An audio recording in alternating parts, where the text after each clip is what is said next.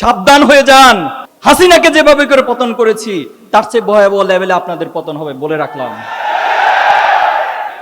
আজকে কতটা দুঃখের সাথে কষ্টের সাথে আমাদেরকে দেখতে হচ্ছে, বলতে হচ্ছে, আমরা সময়ের মধ্যে অতিবাহিত করতে হচ্ছে। আমাদের জুলাই আন্দোলনের অন্যতম সহযোদ্ধা শহীদ শরীফ ওসমান বিন হাদিকে নির্মমভাবে হত্যা করা হয়েছে। এটা কিভাবে সম্ভব? এবং হত্যা করার পর আমরা জেনেছি ওনাকে গুলি করা হয়েছে 2টায়, অথচ বাংলাদেশের যে সীমান্তগুলো রয়েছে সেখানে নিউজ গিয়েছে সন্ধ্যা 7টার পর যে আপনারা পাড়ি বসান, চেকপোস্ট বসান। এ কেমন আচরণ করেছেন আপনি? তারা কিভাবে করে বাংলাদেশের বর্ডার পার হয়? তাহলে বাংলাদেশের বর্ডার পার হয়ে যে রাষ্ট্রে যাচ্ছে তাদেরকে কারা আশ্রয় দিচ্ছে? আজকে এই প্রশ্নগুলোর উত্তর অবশ্যই এই জাতিকে, এই প্রজন্মকে খুঁজে বের করতে হবে। আমরা কোন ডিপ স্টেট এবং কোন কায়েমবাদী স্বার্থের মধ্য দিয়ে বাংলাদেশে কেউ ক্ষমতায় যাবে এটাই প্রজন্ম সহ্য করবে না। বাংলাদেশে যারাই ক্ষমতা যাবেন এই প্রজন্মের পালসকে বুঝে, ছাত্র সমাজের পালসকে বুঝে, ছাত্র সমাজের সমর্থন নিয়ে তারপরে আপনাদেরকে ক্ষমতায় যেতে হবে। শহীদদের সাথে যদি কোনো গাদ্দারি হয়, আমরা বলছি আমরা এক একজন আবু সাইদ হয়ে যাব, আমরা এক একজন হাদি হয়ে যাব, কিন্তু এরপর শহীদদের স্বপ্নকে আমরা দুলিশাত হতে দিব না।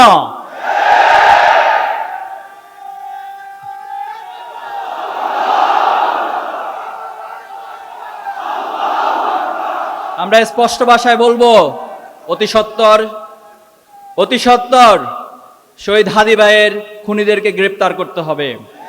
বাংলাদেশের সম্প্রতি তেজগাঁও কলেজে সাকিবুল হাসান রানা নামে একজন শিক্ষার্থীকে হত্যা করা হয়েছে, আপনারা জানেন, খুব বেশি আলোচনায় আসে নাই। কাদের হাতে হত্যা করা হয়েছে সেটাও এই জাতি জানে, কিন্তু দুর্ভাগ্য হচ্ছে মিডিয়াগুলো, প্রশাসন এই সাকিবুল হাসান রানার হত্যাকাণ্ডকে গোপন করেছে।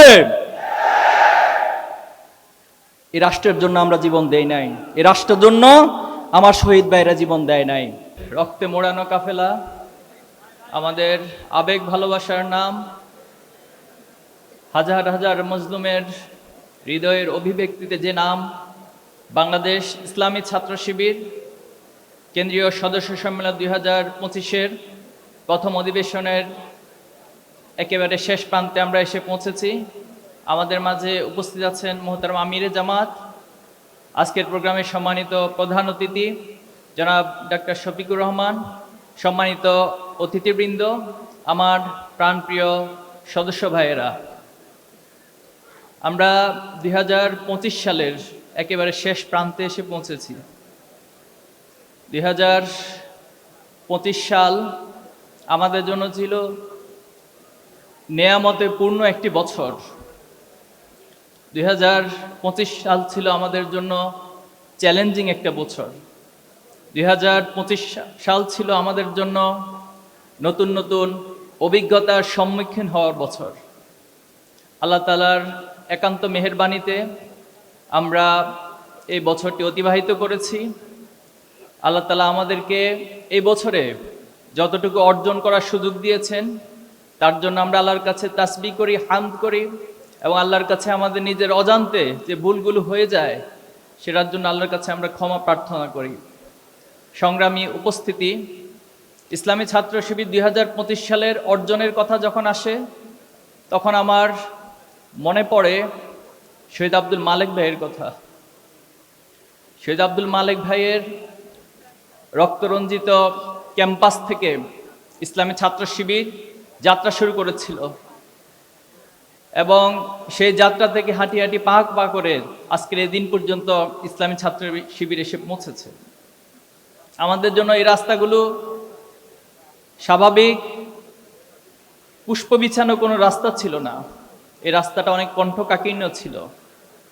আজকে যখনই 2025 সালের কোনো অর্জনের প্রসঙ্গ আসে তখন আমার শহীদ মীর কাশেম আলী ভাইয়ের কথা মনে পড়ে। শহীদ মীর কাশেম আলী ভাইয়েরা যে স্বপ্নগুলো দেখেছেন, যে স্বপ্নগুলো প্রজন্মকে দেখিয়েছেন, তিনি সবসময় একটি কথা বলতেন যে আমরা যে স্বপ্ন নিয়ে কাফেলার যাত্রা শুরু করেছি সেই স্বপ্নগুলো আমি আমার সন্তানের কাছে তুলে দিব। আমরা দিন বিজয়ের যে স্বপ্ন দেখেছি, আমরা বাংলাদেশে ইনসাফ প্রতিষ্ঠার যে স্বপ্ন দেখেছি, সেই স্বপ্নগুলো আমি আমার সন্তানের কাছে তুলে দিব, সে তার সন্তানের কাছে তুলে দিবে। এভাবে করে প্রজন্ম থেকে প্রজন্ম একটি পর্যায়ে সেই স্বপ্নগুলো বাস্তবে পরিণত হবে এবং সেই স্বপ্নগুলো দিন বিজয়ের অন্যতম ভূমিকা হিসেবে পালন করবে। সম্মানিত উপস্থিতি, আজকে ইসলামী ছাত্র শিবির অর্জনের প্রসঙ্গ আসলে শহীদ কামারুজ্জামান ভাইয়ের কথা মনে পড়ে।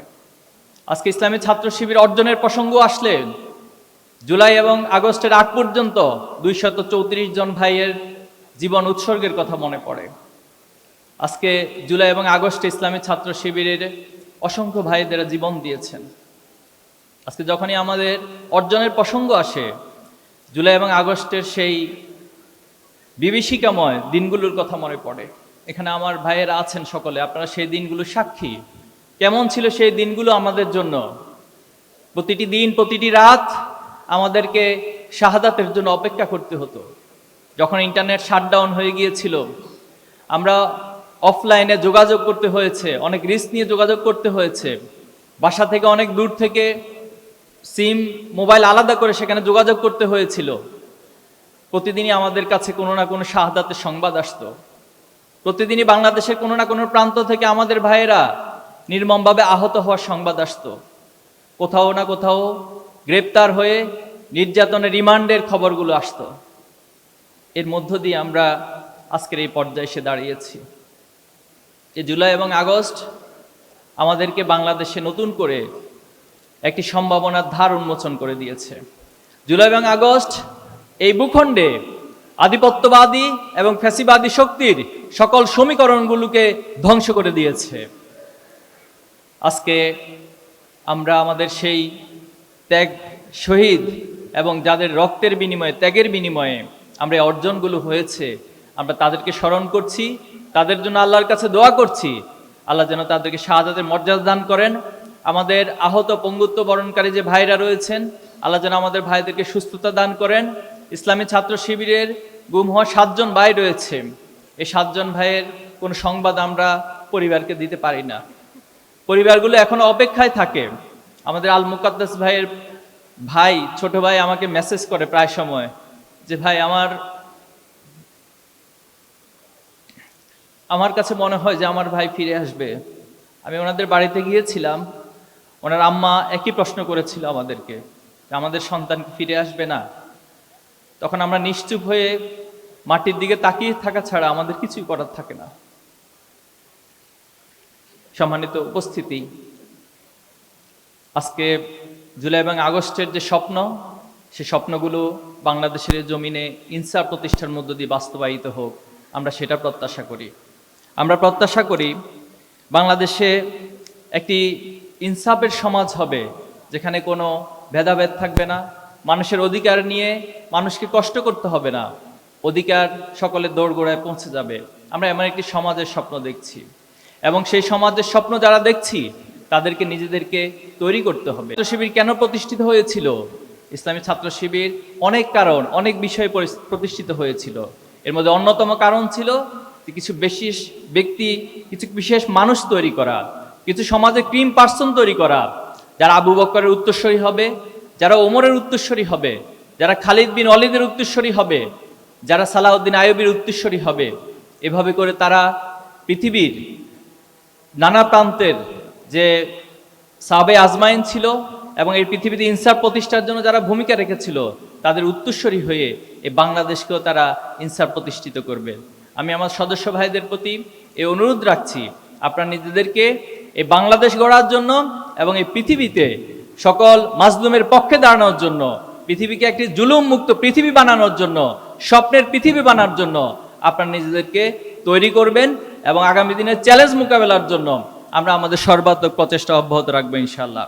যারা আমাদের বিরোধিতা করেন, আমরা তাদের উদ্দেশ্যে বলবো, আমরা কখনো কাউকে শত্রু মনে করি না, বরং আমরা সকলের জন্য আমাদের হৃদয়ে ভালোবাসা অনুভব করি। আমরা জানি যারা আমাদের শত্রুতা করে তারা না বুঝে সেটা করে, তারা হয়তো দুনিয়ার কোনো স্বার্থের কারণে সেটা করে। আমরা তাদের প্রতি বিনীত অনুরোধ করব, আপনারা আপনাদের বিবেক দিয়ে ইসলামী ছাত্র শিবিরকে বিবেচনা করবেন এবং আমরা তাদের জন্য দোয়া করব, আল্লাহ যেন তাদেরকে বুঝার তৌফিক দান করে। আমি আমার সদস্য ভাইয়েরা সহ সকল জনশক্তিদের উদ্দেশ্যে বলবো, কখনো কারোর প্রতি কেউ যদি আমাদের প্রতি বিদ্বেষ পোষণ করেন, আমরা তাদের প্রতি বিদ্বেষ পোষণ করব না, বরং আমরা আমাদের উদার হৃদয় দিয়ে আমাদের চারিত্রিক মাধুর্যতা দিয়ে আমরা তাদের হৃদয়গুলোকে জয় করে নেওয়ার যে মিশন, সেই মিশন আমরা অব্যাহত রাখবো ইনশাআল্লাহ। আমরা বিশ্বাস করি যে অমায়িক আচরণ দিয়ে পৃথিবীর সব কিছুকে জয় করা যায়, এবং আমরা কারো জন্য কখনো আমাদের দাওয়াতি কার্যক্রমকে ব্লক করে দিব না, বরং সবার জন্য আমাদের মেসেজগুলো, আমাদের কথাগুলো যেন দাওয়াতি উপকরণ হয়, দাওয়াতি মাধ্যম হয়, আমরা সেভাবে করে সবার সাথে কথা বলার চেষ্টা করব। নিঃসন্দেহে আপনারা জানেন যে খালিদ বিন ওয়ালিদ রাদিয়াল্লাহু তাআলা আনহু তিনি উহুদ যুদ্ধে মুসলমানদের বিপর্যয়ের অন্যতম নায়ক ছিলেন, কিন্তু সেই খালিদ বিন ওয়ালিদ রাদিয়াল্লাহু তাআলা আনহু একটা পর্যায়ে ইসলাম গ্রহণ করেছিলেন। তিনি আল্লাহ রাসূলুল্লাহ সাল্লাল্লাহু আলাইহি ওয়াসাল্লামের পক্ষে, ইসলামের পক্ষে অনেক জিহাদের ময়দানে ভূমিকা রেখেছেন এবং বিজয় হয়েছিলেন। ওমর রাদিয়াল্লাহু তাআলা তিনি আল্লাহ রাসূলুল্লাহ সাল্লাল্লাহু আলাইহি ওয়াসাল্লামকে হত্যা করার উদ্দেশ্যে বাড়ি থেকে বের হয়েছিলেন, কিন্তু আল্লাহ তাআলা ওমর রাদিয়াল্লাহু তাআলা আনহুর মনকে পরিবর্তন করে দিয়েছেন। যে ওয়াহশী আল্লাহ রাসূলুল্লাহ সাল্লাল্লাহু আলাইহি ওয়াসাল্লামের চাচা হামজা রাদিয়াল্লাহু তাআলা আনহুকে হত্যা করেছিল, শুধু হত্যাই নয়, হামজা রাদিয়াল্লাহু তাআলার কলিজাটুকু ছিঁড়ে এনে হিন্দাকে দিয়েছিল। সে ওয়াহশী একটা পর্যায়ে ইসলাম গ্রহণ করেছিল। আল্লাহ রাসূলুল্লাহ সাল্লাল্লাহু আলাইহি ওয়াসাল্লাম যখন তায়েফের ময়দানে গিয়েছিল, আল্লাহ রাসূলুল্লাহ সাল্লাল্লাহু আলাইহি ওয়াসাল্লাম অনেক কষ্ট করে, অনেক পথ পাড়ি দিয়ে তায়েফবাসীর কাছে দ্বীনের দাওয়াত, ইনসাফের দাওয়াত, ইসলামের দাওয়াত নিয়ে গিয়েছিল। কিন্তু তায়েফবাসী পৃথিবীর সেই রহমত স্বরূপ মানুষটিকে তারা ছোট ছোট বাচ্চাদেরকে লেলিয়ে দিল। আল্লাহ রাসূলুল্লাহ সাল্লাল্লাহু আলাইহি ওয়াসাল্লামকে রক্তাক্ত করা হলো। তখন জিবরাইল আমিন তিনি আল্লাহ রাসূলুল্লাহ সাল্লাল্লাহু আলাইহি ওয়াসাল্লাম অনুমতি চাইলেন যে তায়েফবাসী আপনাকে এভাবে রক্তাক্ত করেছে, আপনি শুধু আমাদেরকে অনুমতি দেন, আমরা আল্লাহ তাআলার পক্ষ থেকে এই মুহূর্তে পাহাড় দিয়ে পুরো তায়েফবাসীকে দোষিয়ে দিব। কিন্তু আল্লাহ রাসূলুল্লাহ সাল্লাল্লাহু আলাইহি ওয়াসাল্লাম যিনি রহমত স্বরূপ ছিলেন পুরো পৃথিবীবাসীর জন্য, তিনি বলেছিলেন যদি তাদেরকে ধসিয়ে দেওয়া হয়, যদি তাদেরকে ধ্বংসই করে দেওয়া হয়, তাহলে দ্বীনের দাওয়াত আমরা কার কাছে পৌঁছাবো? আমার বিশ্বাস একদিন তায়েফবাসী অবশ্যই বুঝতে পারবে এবং তারাও ইসলামের পথে শামিল হবে ইনশাআল্লাহ।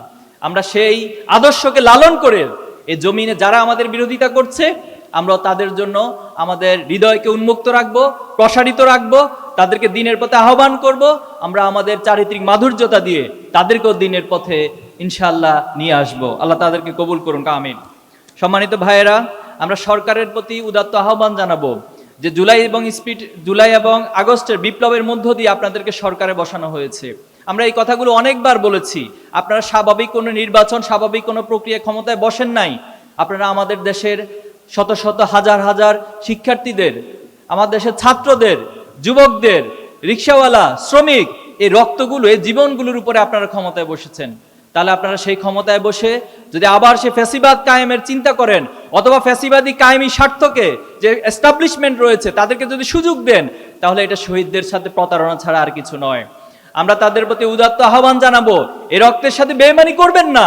এটা শুধু পরকালে শাস্তি পাবেন না, এ দুনিয়াতেও আপনাদেরকে শাস্তি পাইতে হবে। আজকে কতটা দুঃখের সাথে, কষ্টের সাথে আমাদেরকে দেখতে হচ্ছে, বলতে হচ্ছে, আমরা এই সময়ের মধ্যে অতিবাহিত করতে হচ্ছে। আমাদের জুলাই আন্দোলনের অন্যতম সহযোদ্ধা শহীদ শরীফ ওসমান বিন হাদিকে নির্মমভাবে হত্যা করা হয়েছে। এটা কিভাবে সম্ভব? এবং হত্যা করার পর আমরা জেনেছি ওনাকে গুলি করা হয়েছে 2টায়, অথচ বাংলাদেশের যে সীমান্তগুলো রয়েছে সেখানে নিউজ গিয়েছে সন্ধ্যা 7টার পর যে আপনারা পাড়ি বসান, চেকপোস্ট বসান। এ কেমন আচরণ করেছেন আপনি? তারা কিভাবে করে বাংলাদেশের বর্ডার পার হয়? তাহলে বাংলাদেশের বর্ডার পার হয়ে যে রাষ্ট্রে যাচ্ছে তাদেরকে কারা আশ্রয় দিচ্ছে? আজকে এই প্রশ্নগুলোর উত্তর অবশ্যই এই জাতিকে, এই প্রজন্মকে খুঁজে বের করতে হবে। আমরা কোন ডিপ স্টেট এবং কোন কায়েমবাদী স্বার্থের মধ্য দিয়ে বাংলাদেশে কেউ ক্ষমতায় যাবে, এটাই প্রজন্ম সহ্য করবে না। বাংলাদেশে যারাই ক্ষমতা যাবেন, এই প্রজন্মের পালসকে বুঝে, ছাত্র সমাজের পালসকে বুঝে, ছাত্র সমাজের সমর্থন নিয়ে তারপরে আপনাদেরকে ক্ষমতায় যেতে হবে। শহীদদের সাথে যদি কোনো গাদ্দারি হয়, আমরা বলছি আমরা এক একজন আবু সাইদ হয়ে যাব, আমরা এক একজন হাদি হয়ে যাব, কিন্তু এরপর শহীদদের স্বপ্নকে আমরা দুলিশাত হতে দিব না।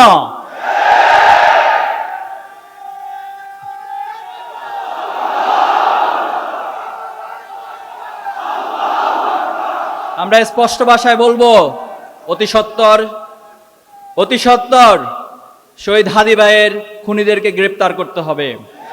বাংলাদেশের সম্প্রতি তেজগাঁও কলেজে সাকিবুল হাসান রানা নামে একজন শিক্ষার্থীকে হত্যা করা হয়েছে, আপনারা জানেন, খুব বেশি আলোচনায় আসে নাই। কাদের হাতে হত্যা করা হয়েছে সেটাও এই জাতি জানে, কিন্তু দুর্ভাগ্য হচ্ছে মিডিয়াগুলো, প্রশাসন এই সাকিবুল হাসান রানার হত্যাকাণ্ডকে গোপন করেছে। এই রাষ্ট্রের জন্য আমরা জীবন দেই নাই, এই রাষ্ট্রের জন্য আমার শহীদ ভাইরা জীবন দেয় নাই। সাবধান হয়ে যান, আপনাদের উদ্দেশ্যে বলবো, সাবধান হয়ে যান, ভালো হয়ে যান। এই রাষ্ট্রের যে আকাঙ্ক্ষা, সে আকাঙ্ক্ষিত রাষ্ট্রকে বাস্তবায়ন করুন, তাহলে আমরা আপনাদেরকে সহযোগিতা করব।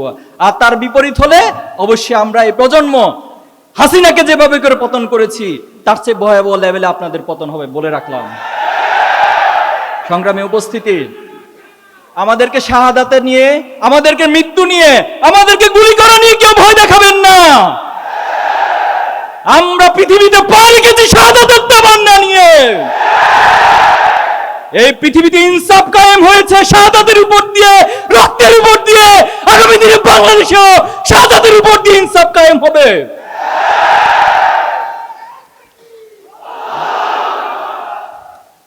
এই জমিনের প্রতি ইঞ্চি মাটি আমাদের শহীদের রক্তে কেনা। সংগ্রামী ভাইয়েরা, আজকে আমি স্লোগান দিতে চাই, আপনারা স্লোগান দিবেন আমার সাথে। আমি জুলাইকে স্মরণ করে স্লোগান দিব, আমি ফ্যাসিবাদকে স্মরণ করে স্লোগানগুলো দিব, আমি আর হাদি ভাইকে স্মরণ করে স্লোগান দিব, বাংলাদেশে আগামী দিনে ইনসাফকে স্মরণ করে স্লোগান দিব। নারায়ে তাকবীর, নারায়ে তাকবীর, ইসলামী ছাত্র শিবির জিন্দাবাদ, জিন্দাবাদ। কোটা না মেধা, কোটা না মেধা, দিল্লি না ঢাকা, দিল্লি না ঢাকা, গোলামি না আজাদি, গোলামি না আজাদি। বুকের ভিতর অনেক ঝড়, বুকের ভিতর অনেক ঝড়, আপোষ না সংগ্রাম, আপোষ না সংগ্রাম। আবু সাইদ মুগ্ধ, আবু সাইদ মুগ্ধ, আমার ভাইয়ের রক্ত, আমার ভাইয়ের রক্ত, হাদি ভাইয়ের রক্ত, শহীদদের রক্ত। আমরা সবাই হাদি হব, যুগে যুগে লড়ে যাব। আমরা সবাই হাদি হব। We want justice, we want justice, free free, free free, free free, free free, free free, free free, from the river to the sea, from the river to the sea, from the river to the sea. ইনকিলাব, ইনকিলাব, ইনকিলাব, ইনকিলাব, ইনকিলাব, ইনকিলাব। সংগ্রামী ভাইয়েরা, আমরা এই জমিনে ইনকিলাব বাস্তবায়ন করে ছাড়বো ইনশাআল্লাহ। প্রিয় ভাইয়েরা, এ জমিনে ইনসাফ কায়েম হবে, ইনকিলাব কায়েম হবে। কিন্তু আমি ব্যক্তি যদি কোনো কারণে আল্লাহর কাছে প্রশ্নবিদ্ধ হয়ে যাই, যদি কাল কিয়ামতের মাঠে আল্লাহ তাআলা আমাকে কোনো প্রশ্ন করে বসেন, তাহলে আমার জন্য ইনকিলাব ব্যক্তির জন্য কোনো কাজে আসবে না। আল্লাহ রাসূল সাল্লাল্লাহু আলাইহি ওয়াসাল্লাম একদিন সবাইকে প্রশ্ন করেছেন যে দুনিয়ার সাথে আমার কি সম্পর্ক।